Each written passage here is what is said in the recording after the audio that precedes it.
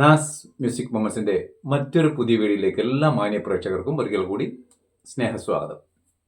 ഞാൻ ഇന്ന് നിങ്ങളുടെ മുന്നെത്തിയിരിക്കുന്നത് ഒരു വീഡിയോ ആയിട്ടാണ്. പാട്ടുകാരനായ ഒരു ഡോക്ടർ, അദ്ദേഹത്തിന്റെ വിശേഷങ്ങളും പാട്ടും ഒക്കെ അറിയാം. ഇത് കുറച്ച് ലെങ്തി വീഡിയോ ആയതുകൊണ്ട് ഞാൻ അത് 1-2 ഭാഗങ്ങളിലായിട്ടാണ് ഞാൻ നിങ്ങളിലേക്ക് ഈ വീഡിയോ എത്തിക്കുക. അപ്പോൾ ഏതായാലും ഒരുപാട് സന്തോഷമുണ്ട്. എന്നെ പ്രോത്സാഹിപ്പിച്ചു, അതുപോലെ നിങ്ങളുടെ നിർലോഭമായ സഹകരണം പ്രോത്സാഹനമൊക്കെ ഉള്ളതുകൊണ്ടാണ് ഞാൻ ഈ ഒരു വീഡിയോ ഇങ്ങനെ ഇട്ടുകൊണ്ടേയിരിക്കുന്നത്. തുടർന്നും നിങ്ങൾ ഏവരുടെയും സഹകരണം പ്രതീക്ഷിച്ചുകൊണ്ടാണ് ഞാനിങ്ങനെ വീഡിയോ നിങ്ങളുടെ മുന്നിലേക്ക് വീണ്ടും എത്തിക്കുന്നത്. അപ്പം ആദ്യമായിട്ടാണ് നിങ്ങൾ എൻ്റെ ഈ ഒരു ചാനൽ കാണുന്നതെങ്കിൽ തീർച്ചയായിട്ടും ഒന്ന് സബ്സ്ക്രൈബ് ചെയ്തേക്കണേ. ഓക്കെ, എല്ലാവരും ലൈക്ക് ചെയ്യുക, കമൻറ്റ് ചെയ്യുക, ഷെയർ ചെയ്യുക.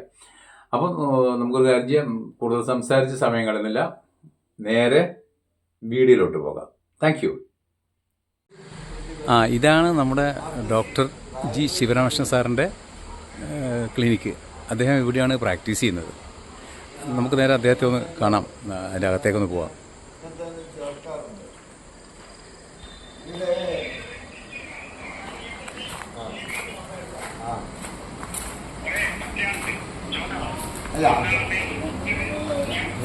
ഞാൻ പ്രതികളോട് ഇന്ന് വിളിച്ചപ്പോൾ ചോദിച്ചു.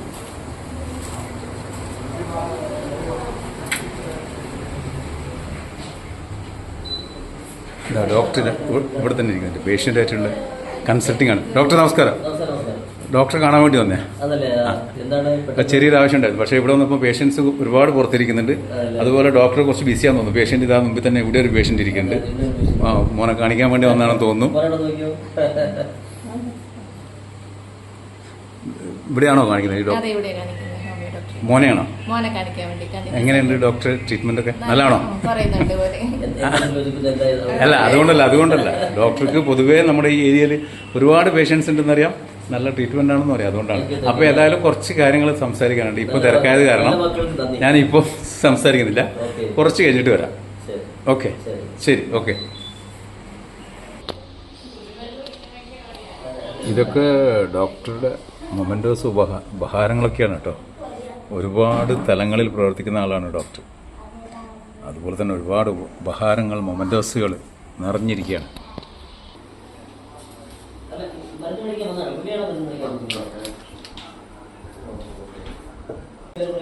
ഡോക്ടറെ ഒരിക്കൽ കൂടി നമസ്കാരം.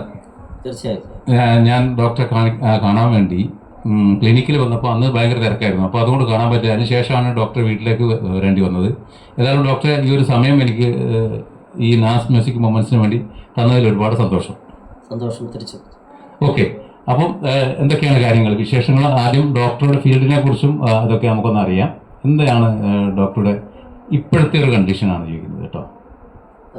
നിലവിൽ ഇപ്പോൾ ഇരട്ടി കീഴൂരിൽ പ്രൈവറ്റ് പ്രാക്ടീസ് ചെയ്യുന്നുണ്ടെങ്കിലും കഴിഞ്ഞ 27 വർഷങ്ങളായിട്ട് സർക്കാർ സർവീസ്, കേരള ഗവൺമെൻറ് സർവീസിൽ മെഡിക്കൽ ഓഫീസർ മുതൽ ജില്ലാ മെഡിക്കൽ ഓഫീസർ വരെയുള്ള പദവികൾ വഹിച്ചിരുന്നു. തമിഴ്നാടാണ് സ്വദേശം. 1991 ഇങ്ങനെ ഇരട്ടി ഭാഗത്ത് വരുന്നത്. പ്രത്യേകിച്ച് ആദ്യത്തെ അപ്പോയിൻമെൻ്റ് എന്ന് പറയുന്നത് ഗവൺമെൻറ് ഹോമിയോ ഡിസ്പെൻസറി പായത്താണ്. മെഡിക്കൽ ഓഫീസറായിട്ട് മെയ് മാസം 3-ാം തീയതിയാണ് ചാർജ് എടുക്കുന്നത്. 1991.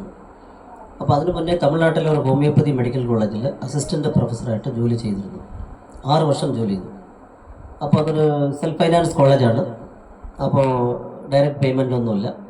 സെൽഫ് ഫൈനാൻസ് കോളേജിൻ്റെ ശമ്പളമൊക്കെ നമ്മൾ വളരെ കുറവായിരിക്കുമല്ലോ. അപ്പോൾ PSC നിയമനം വന്നപ്പോൾ ഞാനത് ഉപേക്ഷിച്ചിട്ട് കേരള സർവീസിലേക്ക് വന്നു. പഠിച്ചതും ട്രിവാൻഡ്രത്താണ്.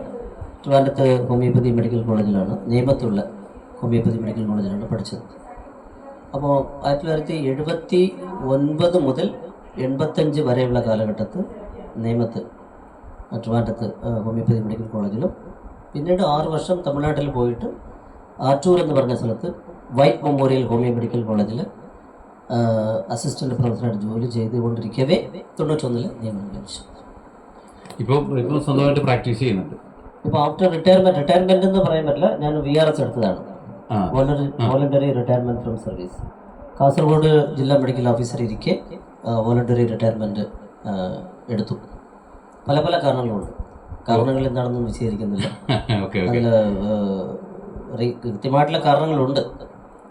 അപ്പോൾ ഇപ്പം സ്വന്തമായിട്ട് പ്രാക്ടീസ് ചെയ്തിരുന്നു. ഒരുപാട് പേഷ്യൻസ് ഡോക്ടർ ഉണ്ടെന്നാണ് അറിയാൻ പറ്റുന്നത്. ഞാൻ അന്വേഷിച്ചപ്പോൾ ഈ മലയോര മേഖലയിൽ ഒരുപാട് ആളുകൾ ഡോക്ടർ പേഷ്യൻ്റ് ആയിട്ടുണ്ട് എന്നറിയുന്നു. അപ്പം ഇതിന് മുന്നേ ഞാൻ അവിടെ വന്നപ്പോൾ അവിടെ ഒരു പേഷ്യൻ്റ് ഇരിക്കുന്നുണ്ടായിരുന്നു. ആ ഡോക്ടർ കണ്ടിട്ടുണ്ടാവും. ഒരു കുട്ടിയെയും കൊണ്ട് ഒരാൾ അവിടെ വന്നിട്ടുണ്ടായിരുന്നു. അപ്പോൾ അന്ന് ഞാൻ അവരോട് ചോദിച്ചപ്പോൾ നല്ല ഡോക്ടറാണെന്നൊക്കെ പറഞ്ഞിരുന്നു. അപ്പോൾ ഞാനും അന്വേഷിച്ചപ്പോൾ എനിക്കും അങ്ങനെ മനസ്സിലാക്കാൻ പറ്റി. മാത്രമല്ല ഈ ഡോക്ടർ ഫീൽഡിലേക്ക് അതിൻ്റേതല്ല, കാരണം അതിലും ഞാനിവിടെ വരാനുണ്ടായ കാരണം വേറൊന്നാണ്. അതെന്താണെന്ന് വെച്ച് കഴിഞ്ഞാൽ ഈ ഡോക്ടർ ഇത്രയും തിരക്ക് പിടിച്ച പല മേഖലയിലും പ്രവർത്തിക്കുന്ന ആളാണെന്നറിയാം. ഒരുപാട് ലയൺസ് ക്ലബ്ബ് പോലുള്ള ഒരുപാട് പൊതു സാംസ്കാരിക മേഖലയിലും അതുപോലെ രാഷ്ട്രീയ സാംസ്കാരിക മേഖലയിലൊക്കെ പ്രവർത്തിക്കുന്ന ഒരു വ്യക്തിയാണെന്നറിയാം. എന്നിട്ട് പോലും പാട്ടിന് സമയം കണ്ടെത്തുന്ന ഒരാളാണെന്ന് എനിക്കറിയാം. ഞാൻ ഡോക്ടർ പാട്ട് പലപ്പോഴായിട്ട് ഞാൻ കേട്ടിട്ടുണ്ട്. നന്നായിട്ട് പാട്ട് പാടുന്ന ഒരാൾ കൂടിയാണ്. അതുകൊണ്ടാണ് ഞാനിവിടെ വരാനുണ്ടായ കാരണം. നാസ് മ്യൂസിക് മൊമെൻറ്റ്സ് എന്ന് പറഞ്ഞാൽ മ്യൂസിക്കിൻ്റെ ചില മൊമെൻറ്റ്സുകളാണ്. അപ്പോൾ ഡോക്ടറിന് അത് പ്രതീക്ഷിച്ചാണ് ഞാനിവിടെ വന്നിരിക്കുന്നത്. പക്ഷെ നന്നായിട്ട് പാട്ട് പാടുന്ന ആളെന്ന് നിങ്ങൾക്ക് കിട്ടിയ വിവരം അത് തെറ്റാണ്. പാട്ടുകൾ പാടുമെന്നുള്ളതേ ഉള്ളൂ. നമുക്ക് സംഗീതവുമായി ബന്ധപ്പെട്ട് ഭയങ്കര അഭിനിവേശമുണ്ട് എന്നുള്ളത് ശരി തന്നെയാണ്. ഒരു പുതിയ പാട്ടൊക്കെ ഇപ്പോൾ പഠിച്ചു പാടാൻ വേണ്ടി ചിലപ്പോൾ മണിക്കൂറുകളെടുത്ത് പഠിച്ച് പാടാറുണ്ട്. അപ്പോൾ അത് മറ്റെവിടെ സംഗീതമൊന്നും പഠിച്ചിട്ടൊന്നുമില്ല. കുറച്ച് കാലങ്ങളിൽ വളരെ ബേസിക്കായിട്ട് അങ്ങനെ ഒരു ബാലപാഠങ്ങൾ ഒന്ന് പോയി എന്നുള്ളതല്ലാതെ മറ്റെവിടെ തമിഴ്നാട്ടിൽ എൻ്റെ വീട്ടിലെപ്പോഴും അച്ഛനും അമ്മയും റേഡിയോ പാട്ടുകളൊക്കെ വെക്കും. അപ്പോൾ അങ്ങനെ കേട്ട് തമിഴ്നാട്ടിൽ അവിടെ MS വിശ്വനാഥൻ മ്യൂസിക് ഡയറക്ഷനുള്ള പാട്ടുകളാണ് അധികം കേൾക്കാറ് അന്നത്തെ കാലഘട്ടം. അപ്പോൾ നോക്കുമ്പോൾ അതിൽ MGR പാട്ടുകൾ അധികം കേൾക്കാനിടയായിട്ടുണ്ട്, ശിവാജി ഗണേശൻ. അപ്പോൾ അതിൽ TM സൗന്ദരരാജൻ, സുശീല പാട്ടുകളാണ് അധികം കേൾക്കുക. അപ്പോൾ അതിന് TM സൗന്ദരരാജൻ, സുശീല, അതുപോലെ നമ്മുടെ MS വിശ്വനാഥൻ കോമ്പിനേഷനുള്ള പാട്ടുകൾ ഇപ്പോഴും മൈൻഡിലങ്ങനെ അലയടിച്ചുകൊണ്ടിരിക്കുകയാണ്. അതിനുശേഷം പിന്നെ 1976 തൊട്ട് ആ കാലഘട്ടം മാറി ഇളയരാജ സാറിൻ്റെ കാലഘട്ടങ്ങളായിരുന്നു. അപ്പോൾ അന്നക്കിളി എന്ന് പറഞ്ഞ സിനിമ ഞാൻ 10ാം ക്ലാസ് തമിഴ്നാട്ടിലെ ട്രിച്ചി എന്ന് പറഞ്ഞ സ്ഥലത്ത്, ട്രിച്ചി അറിയാലോ, തൃശ്ശൂർ, അവിടെ കരൂർ എന്ന് പറഞ്ഞ ഒരു സ്ഥലത്താണ് ഞാൻ 10ാം ക്ലാസ് പഠിക്കുന്നത്. അപ്പോൾ അവിടെയാണ് ആ സമയത്താണ് അന്നക്കിളി സിനിമ ഇറങ്ങുന്നത്. അപ്പോൾ അതിൽ പടത്തിലുള്ള പാട്ടുകളെല്ലാം ഹിറ്റാണ്. അപ്പോൾ ഞാൻ അച്ഛനാണ് സിനിമയ്ക്ക് എന്നെ കൂട്ടിക്കൊണ്ട് പോകുന്നത്. അപ്പോൾ അതിന് ശേഷം തൊട്ട് ഞാൻ ഇളയരാജയുടെ പിറകെ നടക്കുകയാണ്. ഇളയരാജയുടെ അന്നക്കിളി എന്ന് പറഞ്ഞ സിനിമയ്ക്ക് ശേഷം കവിക്കുയിൽ, പിന്നെ അതിലാണ് ചിന്നക്കണ്ണൻ അഴയ്ക്കിറ രാധയെ പൂങ്കോതയെ അവൾ മനം കൊണ്ട രഹസ്യ രാഗത്തെ പാടി ചിന്നക്കണ്ണൻ അഴയ്ക്കിറ. ആ പാട്ട് കവിക്കുയിൽ എന്ന സിനിമയിൽ, അത് 2ാമത്തെ 3ാം സിനിമയാണ്.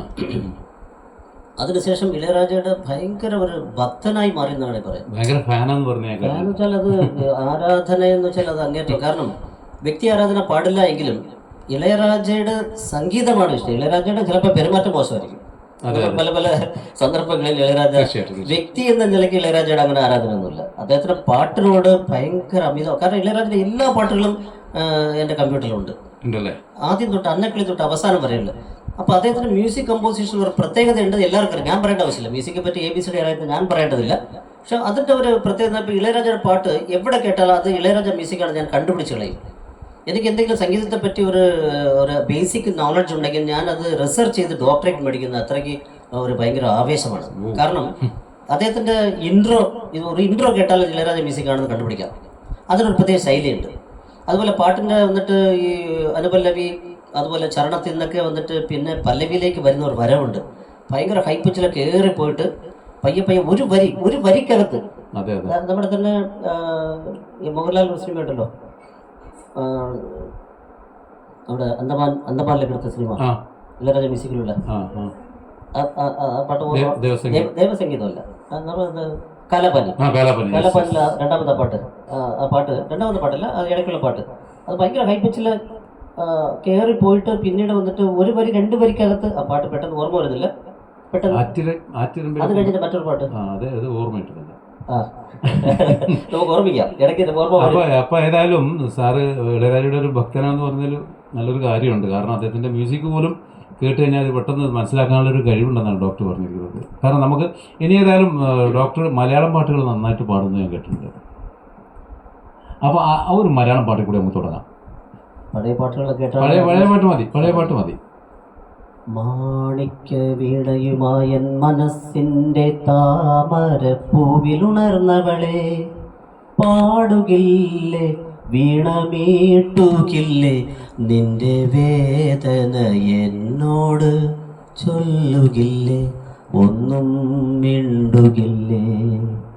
മാണിക്യ വീണയുമായൻ മനസ്സിൻ്റെ താമര പൂവിലുണർന്നവളെ പാടുകില്ലേ വീണമീട്ടുകില്ലേ നിന്റെ വേദന എന്നോട് ചൊല്ലുകില്ലേ ഒന്നും മിണ്ടുകില്ലേ. Very good, very good. നല്ല രസമുണ്ടായിരുന്നു പാട്ടുകൾ. ഞാൻ അതിലങ്ങനെ ലയിച്ചിരുന്നു പോയി. ഡോക്ടറുടെ ഈ തിരക്ക് പിടിച്ച ജീവിതത്തിനിടയിൽ ഇങ്ങനെ പാട്ടിനോടുള്ള ഒരു ഇഷ്ടം അല്ലെങ്കിൽ ഒരു കമ്പം തോന്നാനുള്ള കാരണം എന്താണ്? അതായത് നമുക്ക് ഏറ്റവും നമ്മുടെ ഓർമ്മശക്തി വർദ്ധിക്കാനും അതുപോലെ മറ്റുള്ള നമ്മുടെ ഫാക്കൽറ്റി എപ്പോഴും ഉണർന്നിരിക്കാനും വളരെ ആക്റ്റീവായിട്ട് mental alertness, physical fitness and mental alert, ഇത് രണ്ടും വളരെ പ്രധാനപ്പെട്ടതാണല്ലോ.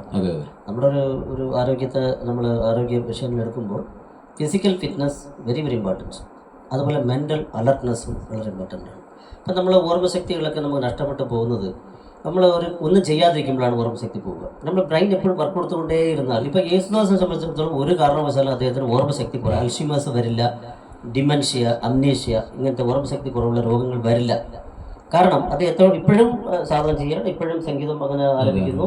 അപ്പോൾ അങ്ങനെ അതൊരു ഏകാഗ്രതയാണ്.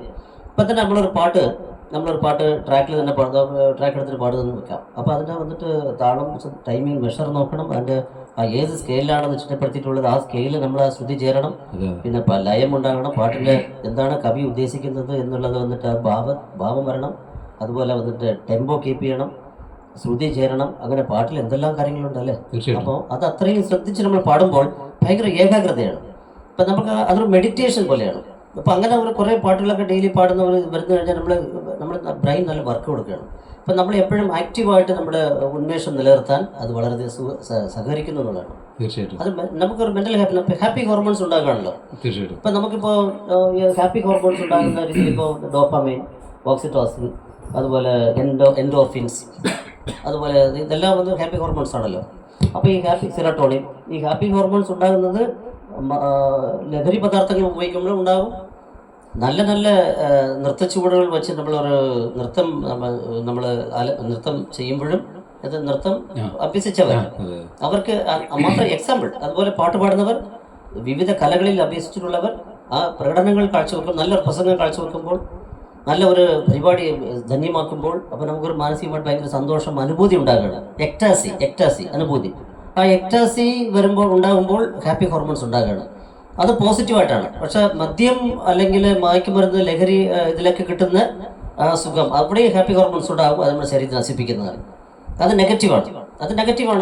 അപ്പോൾ ഈ കുട്ടികളൊക്കെ വന്നിട്ട് അതിൽ വീണു പോവുകയാണ്.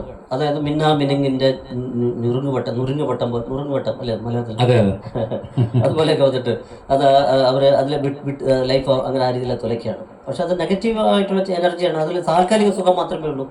ഇത് നമ്മൾ മനസ്സിനും ശരീരത്തിനും ഭയങ്കര അധികം. ഇത് പാട്ട് മാത്രമല്ല, ഏതൊരു കലയായാലും ശരി.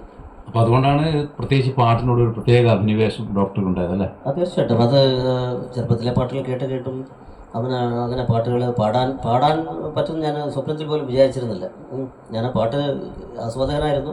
പിന്നെ എന്തൊക്കെ ഇങ്ങനെയൊക്കെ ആണെങ്കിലും ഞാൻ കോളേജിൽ പഠിച്ചുള്ള സമയത്ത് 84 കാലഘട്ടത്തിൽ ഒരു പാട്ട് ഞാൻ സ്വന്തമായിട്ട് ട്യൂൺ ചെയ്തു.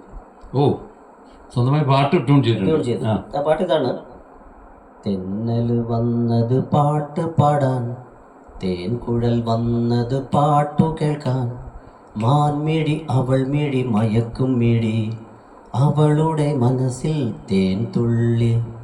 തെന്നൽ വന്നത് പാട്ട് പാടാൻ, തേൻകുഴൽ വന്നത് പാട്ടു കേൾക്കാൻ, മാൻമിഴി അവൾ മിഴി മയക്കും മിഴി, അവളുടെ മനസ്സിൽ തേൻ തുള്ളി. തെന്നൽ വാനിൽ വീശിടുന്നു തേൻമലരിൻ പുതു സ്വപ്നവുമായി, തെന്നൽ വാനിൽ വീശിടുന്നു തേൻമലരിൻ പുതു സ്വപ്നവുമായി, വർണ്ണക്കതിരവൻ ഉയരുമ്പോൾ സ്വർണ്ണക്കതിരവൻ ഉയരുമ്പോൾ പൈങ്കിളിയോടൊത്തു ഞാനിരിക്കും. തെന്നലുവാനിൽ വീശിടുന്നു തേൻമലരിൻ പുതു സ്വപ്നവുമായി. സ്വർണ്ണക്കതിരവൻ ഉയരുമ്പോൾ പൈങ്കിളിയോടൊത്തു ഞാനിരിക്കും, പൈങ്കിളിയോടൊത്തു ഞാനിരിക്കും. ആ പാട്ട് ഇത് അടിപൊളി പാട്ട് കേട്ടോ, സൂപ്പർ. ഇത് സ്വന്തമായിട്ട് ട്യൂൺ ഇട്ടതാണ്. ഇത് ഇപ്പോഴാണ് എനിക്ക് മനസ്സിലായത് ഇത് 4/4 ആണെന്ന്. അതിന്റെ താളം തെന്നൽ വന്നത് പാട്ട് പാടാൻ 1 2 3 4 എന്നുള്ളത് ഇപ്പോഴാണ് മനസ്സിലായത്. എനിക്ക് അതൊന്നും അറിയത്തില്ല. ചുമ്മാ അങ്ങനെ പാട്ട് അങ്ങനെ പാടിയത്. ആരാ പാടിയത്? ശരിക്കും പാടിയത് ഡോക്ടർ തന്നെയാണോ അതോ? അല്ല, അതായത് അത് അന്ന് ഞാനും 2-3 പേരെ ചേർത്തിട്ട് ഒരു കോറസ് ആയിട്ട്, ഞാൻ 2 പേര് പാടുമ്പോൾ അവർ കോറസ് ആയിട്ട് പാടും. എൻ്റെ ക്ലാസ്മേറ്റ്സ് കോളേജിൽ പഠിക്കുന്ന സമയത്താണ്, 4ാം വർഷം. അപ്പോൾ അത് അന്ന് എനിക്ക് 3rd പ്രൈസ് കിട്ടിയിരുന്നു. ഗ്രൂപ്പ് സോങ്ങിൽ കുറേ ഉണ്ടായിരുന്നു. 3ാം 3rd പ്രൈസ് കിട്ടിയ പാട്ടായിരുന്നു. സ്വന്തമായി ചിട്ടപ്പെടുത്തിയ ഒരു പാട്ടാണ്. അപ്പം അതിന് മ്യൂസിക് ഒന്നുമില്ല, 1-2 പേർ താളടിക്കാനൊക്കെ ഉണ്ടായിരുന്നു. അപ്പോൾ അങ്ങനെ ഒരു കമ്പോസിഷൻ ഒന്നും ചെയ്യാതെ അങ്ങനെ പാടിയതാണ്. പിന്നീട് കഴിഞ്ഞ 4 വർഷം മുന്നേ നല്ല ഒരു ഗായകനെ കൊണ്ട് കാലിക്കറ്റിലെ ഒരു സ്റ്റുഡിയോ, റെക്കോർഡിംഗ് സ്റ്റുഡിയോയിൽ പോയിട്ട് ഡോക്ടർ അഭിരാം എന്ന് പറഞ്ഞ നല്ല ഗായകൻ. അപ്പോൾ അദ്ദേഹം അതിന് പാടി തന്നു. പിന്നെ റെക്കോർഡ് ചെയ്തു. അതിൻ്റെ മ്യൂസിക് ഡയറക്ഷൻ, മ്യൂസിക് കമ്പോസിഷൻ ചെയ്തത് നമ്മുടെ ഇവിടെയാണ് ചാലോടുള്ള ഓർക്കസ്ട്രേഷൻ ചെയ്തു. അതും എൻ്റെ ഒരു പ്ലാൻ ഉണ്ട്. അവിടെ എൻ്റെ ഒരു പ്ലാൻ ഉണ്ട്. അത് ആ ഇൻട്രോ അത് കമ്മിങ് അങ്ങനെ തുടങ്ങണം. അതിലൊക്കെ ഞാൻ എൻ്റെ ഒരു ഡയറക്ഷൻ ഉണ്ട്. എൻ്റെ ഒരു അഭിപ്രായങ്ങളൊക്കെ കണക്കിലെടുത്തിട്ടാണ് മ്യൂസിക് ഡയറക്ഷൻ അങ്ങനെയൊക്കെ നടത്തുന്നത്. ശരി.